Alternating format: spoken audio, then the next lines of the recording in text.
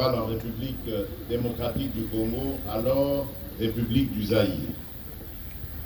Au nom de l'ensemble de notre peuple, dans la diversité de ses sensibilités religieuses, au nom de tous ceux qui sont présents, de ceux qui sont, pour des raisons diverses, absents et n'ont pu effectuer ce déplacement, ainsi qu'au mien propre et en celui de ma famille, je vous souhaite la bienvenue.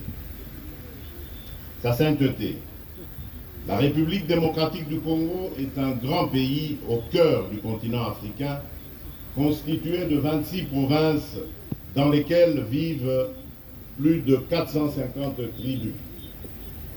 Ces populations ont une riche et harmonieuse diversité culturelle et celle-ci, plutôt que d'être un facteur de séparation, s'émue de l'histoire de notre nation en un ferment d'une terre de paix et d'hospitalité, ainsi qu'une terre d'accueil pour les peuples d'Afrique et du monde.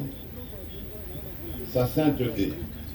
Si la République démocratique du Congo a proclamé la laïcité de l'État comme principe constitutionnel, la vie de nos populations demeure, elle, profondément liée à des convictions religieuses qui traduisent le dynamisme et la vitalité de leur foi. Ces convictions structurent notre agir collectif et la vie de nos familles repose en grande partie sur ces valeurs religieuses. Au nombre de celles-ci figure notamment l'hospitalité qui s'impose comme une valeur cardinale partagée par l'ensemble de nos familles et de notre peuple. Malheureusement, il y a lieu de constater qu'au cours de ces 3 dernières décennies, cette hospitalité qui nous caractérise a été mise à mal par les ennemis de la paix et les groupes terroristes venus essentiellement des pays voisins.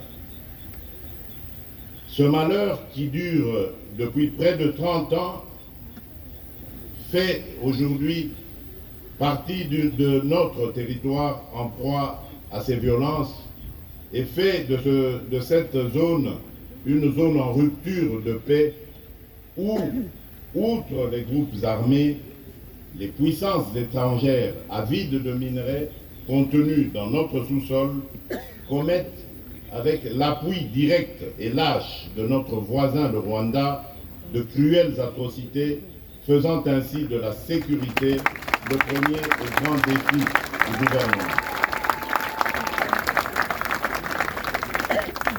En effet, à la faveur de l'inaction et du silence de la communauté internationale, plus de 10 millions de personnes ont déjà été atrocement arrachées à la vie.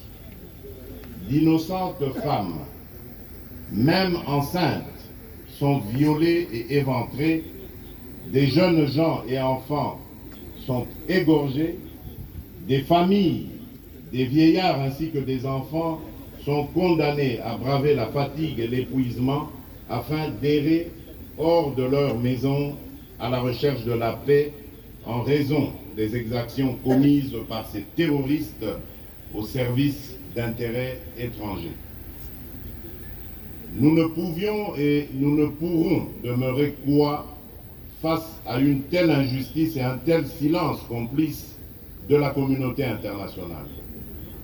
À cet égard, sachez que je n'ai pas manqué de désigner le responsable et d'interpeller la communauté internationale lors de ma dernière intervention à la tribune des Nations Unies, ceci au nom de toutes les Congolaises et de tous les Congolais. Soyez rassurés, en outre, sur le fait que la République démocratique du Congo assume et continuera d'assumer ses responsabilités, notamment celles consistant en la défense de l'intégrité de son territoire avec l'aide de son peuple. Car, nonobstant ce tableau sécuritaire préoccupant, le patriotisme ainsi que la détermination du peuple congolais pour la défense de sa patrie font sa force. Sachez, sa sainteté, que le peuple congolais demeure et demeurera un peuple grand, un peuple uni et fort face à toute menace faite à l'intégrité de son territoire et à la survie de sa nation. À ce propos, je me réjouis de votre volonté de recevoir une délégation de cette population meurtrie de l'Est de notre pays qui, je suis convaincu, vous permettra de vous saisir de cette résilience inouïe qui, aujourd'hui, plus qu'avant, nous définit et nous caractérise comme nation. Aussi, au-delà de la diversité de leurs convictions religieuses, ces populations demeurent sensibles à votre présence sur le sol congolais et l'écho de votre visite pastorale, tout autant que votre prière sur la terre de nos ancêtres, leur apporteront réconfort. Je saisis donc cette occasion pour vous remercier de vive voix, au nom de l'ensemble de la population congolaise, pour l'intérêt que vous avez toujours accordé à la situation sécuritaire de notre pays dans vos prières ferventes pour la paix dans sa partie Est. Sa sainteté. Le deuxième défi du gouvernement est d'ordre économique en lien avec les valeurs de partage, d'équité et de responsabilité. Je suis convaincu que ces valeurs incarnées dans notre agir collectif comme citoyens et responsables politiques peuvent servir de base à l'édification d'une société plus juste et plus humaine. En effet, avec son riche potentiel économique, la République démocratique du Congo renferme dans son sous-sol l'essentiel des ressources minérales dont le monde a aujourd'hui besoin pour assurer la transition écologique et la protection de l'environnement.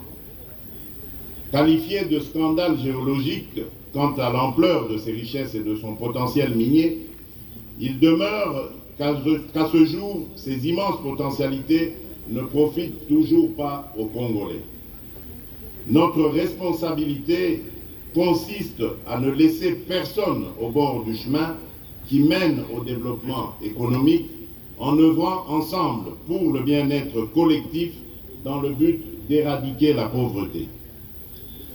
Si sur ce chemin, les embûches sont nombreuses, elles ne sont pas insurmontables.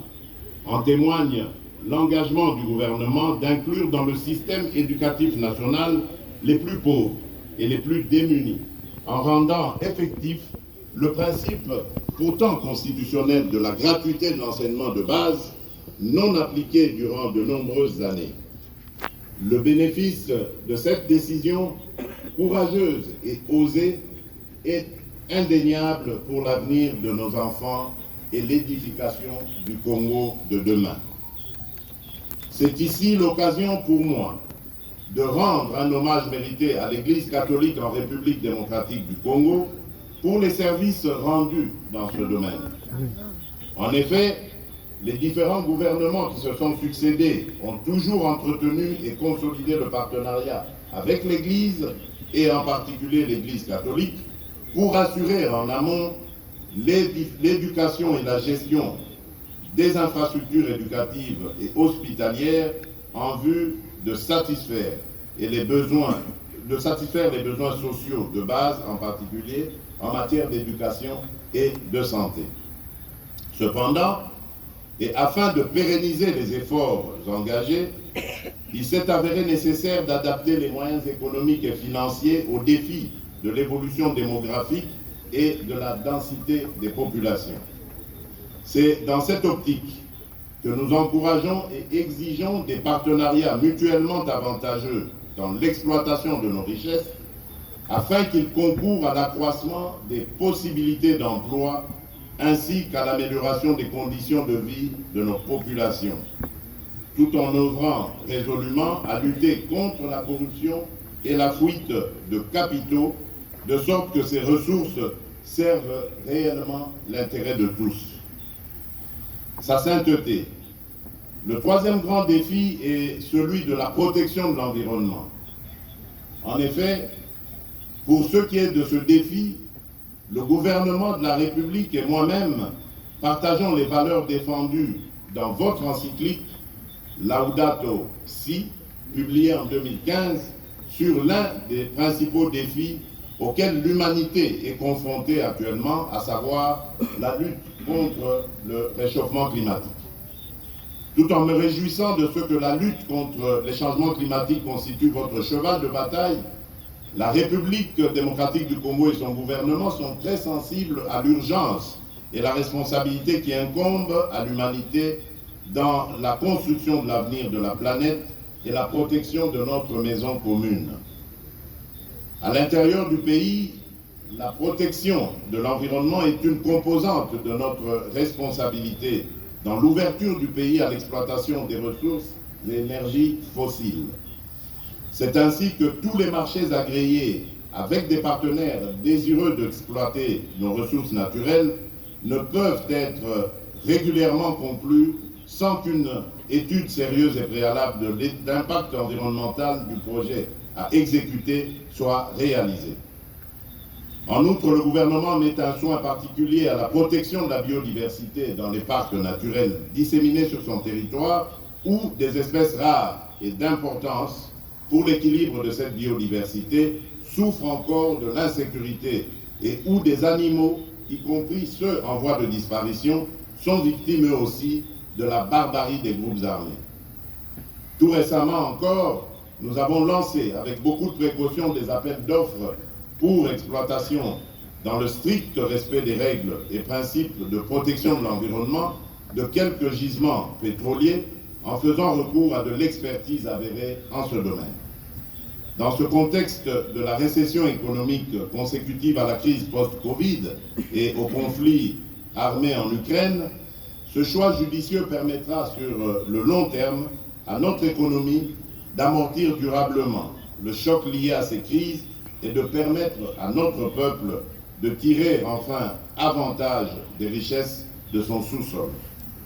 En tout état de cause, les membres du gouvernement de la République et moi-même n'arrêtons pas de réitérer cet engagement tel que ce fut le cas au cours de la 26e conférence des partis à la Convention des Nations Unies sur le changement climatique, la COP26, où nous avons présenté la République démocratique du Congo à la face du monde comme pays solution à la crise climatique et la lutte contre les changements climatiques. En effet, notre pays dispose de 165 millions d'hectares de forêts